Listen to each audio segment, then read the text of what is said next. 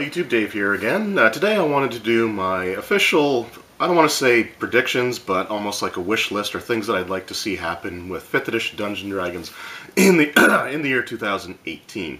Last year I did one of these videos, and one of the main things that I'd focus on was wanting to get accessories released from Wizards of the Coast for D&D, and for better or for worse, that actually ended up happening. So I thought it'd be kind of fun to do this again and predict or try to maybe throw a few ideas out there of things that would be nice to see in 2018. I think it would be nice to kind of pick up a little bit of steam and maybe get a few more products out there than what they normally do. And there are ways to do that without compromising the quality that we've had overall. So the first thing that I want to see happen in 2018, and I think something that really needs to happen at this point, is the release of an official Forgotten Realms campaign setting for D&D 5th edition.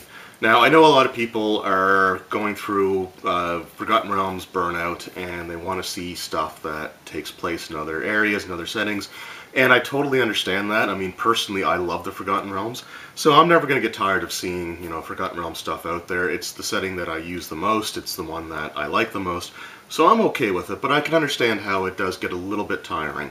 But the fact of the matter is that, Forgotten Realms is the default setting for 5th edition Dungeons & Dragons, and in order to get any campaign settings out, this has to come out first. So I think this is the year that this book needs to be released for 5th edition.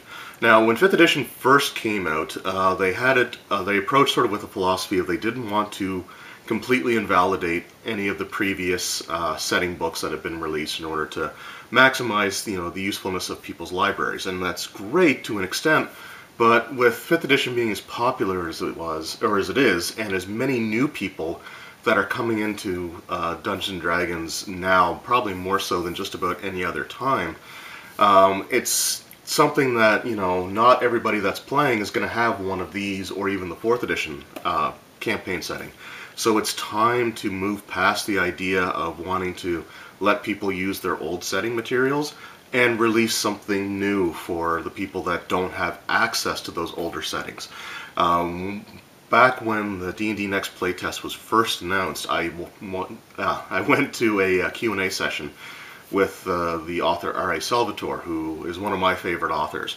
And he was saying that for 5th edition Dungeons & Dragons, Wizards of the Coast was getting himself, I think it was like Ed Greenwood, and a few other people that are well-known and established authors in the Forgotten Realms setting to actually write and create the 5th edition setting.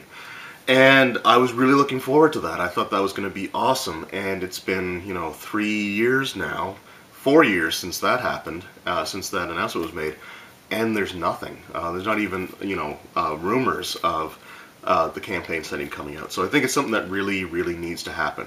I'm hoping that because Wizards has not released any new novels, that it's because their authors are working on the setting and not just because Wizards of the Coast is not doing novels anymore, which would be kind of disappointing. So I'm hoping that's the case. I'm hoping that 2018 we will see the Forgotten Realms campaign setting come out. So that, if it does come out, then it opens the door to all the other, major settings that, people want to see, such as, something for Greyhawk,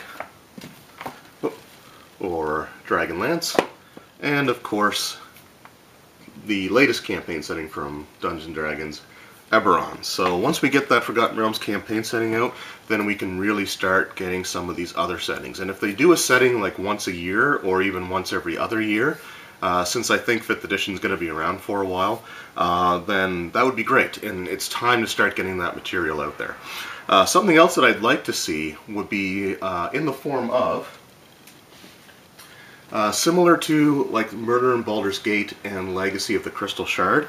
Now, if you don't want to send out like full-on campaign settings, then these products need to come out more frequently.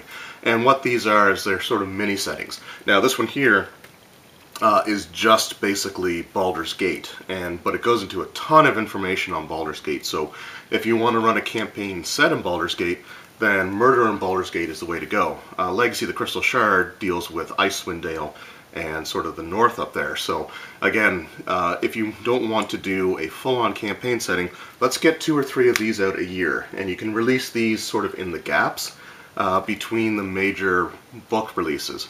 And this isn't as far-fetched an idea as it may initially sound, just because if you look at things like Out of the Abyss and the recently released Tomb of Annihilation, both of those contain regional information that you could almost have as sort of like a mini campaign setting. Out of the Abyss contains a lot of information on how to run adventures in the Underdark, including some major locations, some information on some of like the local plant life and fungus and the usefulness of some of that stuff. And Tomb of Annihilation has basically all the information you'd ever need on Chult. So those are sort of mini campaign settings. So if you don't want to do like a full-on dedicated one, let's get a couple products like this out. Something that has the campaign information, like for if you want to design your own adventures in there, have all the regional information. You could do one for Cormyr, you could do one for like the Shining South, you could do one for Thay, for example, if you want to start incorporating more of that in there. And you have something that comes with an adventure, and just for a few levels, like levels 1 through 3 or 2 through 5 or 4 through 6 or something like that. But that's something that you could definitely do, and it's a way of getting more setting information out there. Another thing, if they don't decide to go that route and do decide to go with the major settings, another thing I'd like to see would be just small adventure booklets that come out, and just 32 page or 36 page, however long, black and white. Doesn't have to be necessarily full color hardcover, anything like that. Just a cheap to produce, a cheap to get out there product that's just some small adventures. And it's something that I think is kind of missing now. And if you don't want to do stuff like Murder in Baldur's Gate, then putting out a couple of these a year just fills in some of the gaps between the longer periods between releases. Typically a book comes out in, I think, March, and then another one in September, and then November. So between March and September, you could release one of these in, say, May or June, and it just kind of fills the gap a little bit. It's just a little small adventure that you could produce, and these small adventures, like where this one here is from Eberron, they could support other campaign settings if you want. Now, again, have like maybe a little blurb on how to convert them to other settings, but if you wanted to actually start supporting some of the other stuff, then they can do this. Another thing that I would love to see come out for 5th edition would be, as far as the adventures themselves go, one of the things I want to see is some more high-level support. The last 3 actual story-based campaigns to have been released have been Curse of Strahd, Storm King's Thunder, and Tomb of Annihilation. Now, all of those have great stories, and all of those are fantastic campaigns in their own right, but the one thing that they all have in common is they run from 1st level to around 10th or 11th. So it's a very small sort of range in the level progression that you have for your established campaigns. The first few campaigns that came out were all up to 15th level. So you had like the Tyranny of Dragons, which goes to 15th. You had Princes of the Apocalypse, which went to 15th. And Out of the Abyss went to 15th. And even at 15th, I think that's kind of, there needs to be something that goes a little bit further. It'd be nice to see a campaign that goes to 17th, 18th, or even, dare I say, 20th level at its conclusion. I think it's time for something like that. Now, I know that Wizards of the Coast is kind of pushing the DM's Guild, which is like an online resource where you can download old classic, modules and source books, but it also has a lot of user-generated content. And right now the philosophy is to let the user-generated content sort of fill in the gaps for those higher levels. But honestly, I want to see something from Wizards of the Coast. As great as some of the user-generated content may be, I want something that's actually official from them. Now, they could do it in an actual campaign, like maybe have a sequel to Tomb of Annihilation, where the player characters are after Acererak to prevent him from doing anything else.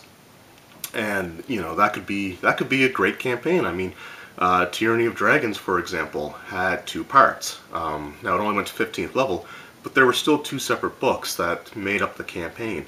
And something like what happened here could be a great way to with Tomb of Annihilation, where it ended, you know, Acererak is still a major threat. And I'm not satisfied with the idea of if the player characters defeat him, then he just leaves them alone forever. I think it would be great to have a follow-up where the players are pursuing him and maybe going up against some other organizations or things along those lines. Another thing that they could do for a dedicated story campaign, if they want to just do like one cohesive story in the book, instead of having it pick up somewhere, I would love to see a campaign that heavily involves either the Githyanki or Illithids and Mind Flayers. And you could do both of those in the same kind of idea. A while back, way back at the beginning of 3.5, Dungeons & Dragons, Paizo or Paizo, however you want to pronounce it, I always pronounce it Paizo, they created an event that was called Incursion. And what that was is it was a Githyanki invasion. And they culminated with the Dungeon Magazine adventure Lich Queen's Beloved, which back during the D&D Next playtest, people from Wizards of the Coast actually played through a modified version of that, and it was actually a pretty cool video to watch. So I'd like to see something along those lines. We've had giants, we've had dragons, we've had you know, vampires, we've had, you know, liches with the major undead. So I think it's time to kind of move into some of the more you know, maybe abhorrent type of enemies. So a campaign that revolves around Mind Flayers. I know there was a really awesome 3-part campaign back in 2nd edition AD&D, which I never got a chance to own or read, but it was a 3-part series of adventures that all revolved around, I think it was the Mind Flayers' plans to extinguish the sun or something like that. And it was just kind of from what I understand, it was a really well received and really cool campaign. So I'd like to see something along those lines if they want to do something completely new and fresh, and have that be, and that can go into the high levels. You could have it go up to like 17th level, where the player characters confront Vlokith, or they confront, you know, like an Elder Brain or something like that. So that's one of the things I'd like to see. Another thing that I think would be great, and a precedent that they set really well with last year, would be, if I can get it off the shelf easily, a follow-up to Tales from the Yawning Portal. And the reason that I want to see something like this is I found this to be one of the most useful adventure books that Wizards of the Coast has put out. Oh, there goes that.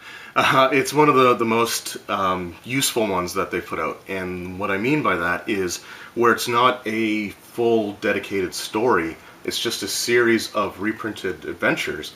Then a dungeon master, regardless of what they're running, may decide to pull one of the dungeons out of this book and throw it into their existing campaign, be it something that's pre-written or something that is home-brewed. So this is something that was really useful, even if the Yawning Portal itself was pretty superfluous and had nothing to really do with the overall content that was in this book. So something like, you know, more Tales from the Yawning Portal, I'd be okay with that title. I mean, they've already got this one out, so why not? But the great thing about this product is if they don't want to run a story-based campaign that goes into the higher levels, then they could reprint a smaller adventure for higher level characters. And I think this one here had Tomb of Horrors, which was for 15th level characters, I think, to start. So you have like 15th level characters going through, I think they get to like 16th or 17th by the time that they're done the adventure. So you could have like a reprinted adventure that's a smaller, shorter kind of dungeon crawl type of thing, or, you know, whatever, and have it be for levels 17 through 20, and that's something that they could definitely do. Another thing that I would love to see with a follow-up to Tales from the Yawning Portal is reprinted adventures from the editions that were completely passed over in this book. So Tales from the Yawning Portal says it has adventures from, you know, the history, from the wide history of Dungeons & Dragons, and that's technically true, but the only editions actually reprinted in here, like the adventures that they were, the original editions that these adventures were for, were 1st edition AD&D, 3rd edition Dungeons & Dragons, and D&D Next playtest. Those are the only things that were covered, so 2nd edition and 4th edition were completely passed over when this book came out. And I think that's a bit of a shame, because 2nd edition had a ton of adventures for it, and I'm sure there are several that could easily fit into a book like this. And 4th edition Dungeons & Dragons had some really great adventure ideas and adventures themselves. Whether you liked the rule system or not, there were a lot of really great adventures and things that they could reprint in one of these books, even taking some of the D&D Essentials adventures that came in, like the starter set or the Dungeon Master's kit or the the Monster Vault.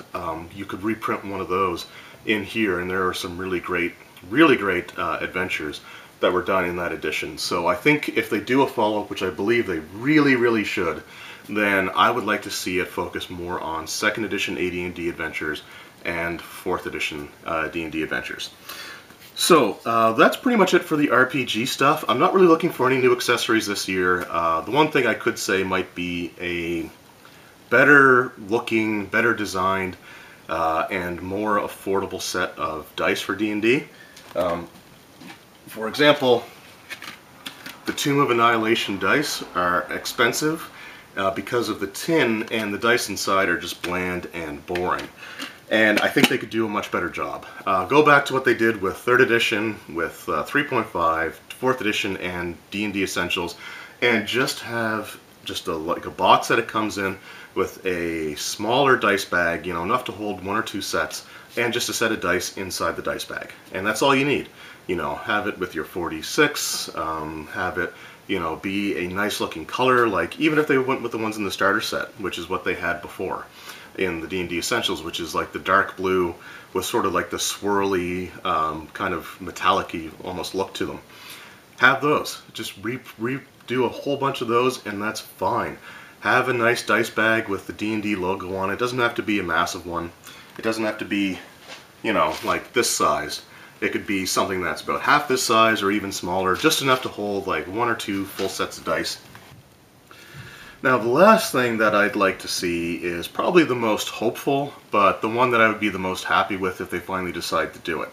In the last few years, Wizards of the Coast has started revisiting their board games, like the cooperative board games in particular. They did, initially it was Castle Ravenloft, Wrath of Ashardalon, and Legend of Dritz, which I own, but they also did more modern ones for Elemental Evil as well as Tomb of Annihilation. Now, I don't really want to see necessarily any more of those, but a product I would love to see come back is one that was actually cross-promoted with those cooperative board games, and that is Dungeon Command. I would love to see WizKids revisit the Dungeon Command game. I think this is one of the most underrated products that Wizards of the Coast have ever put out. I know it turned a lot of people off because it, had cards instead of, random dice. But honestly, it plays really well. It's a lot of fun. It's an awesome game. And with the new miniatures and stuff that's being released, I think it's time to bring something like this back. I mean, this wasn't really necessarily tied to any specific edition, and you can pick up essentially right where you left off and just have a few new factions come out. For example, they could, and I think it's well past time, to do another heroic faction. The only one that we had with heroes in it was Heart of Cormyr, and that had like some dwarves, it had some elves, but they were like just level 1 elves with 10 hit points, so they'd die on any hit that they took. And then the rest were kind of humans and stuff. I think it's time to make another heroic faction, and you can have some other evil factions based around some of the things from even some of the more modern campaigns. You could have like an elemental evil themed set with like, leaders of each of the 4 elemental evils, and maybe have a couple other creatures associated with them. Or you could do, even, although it's a little bit too ambitious, I would say, they could even technically do a set for each of those. They could do one for like the followers of Ross Nisi in the Tomb of Annihilation. So there's a lot of things that they could do, and just use the pre-existing miniatures that they've put out. If they want to go back a ways, they could use it or release miniatures based off of the Icons of the Realm sets from their first set of miniatures done for 5th edition, through like the Elemental Evil and Out of the Abyss ones.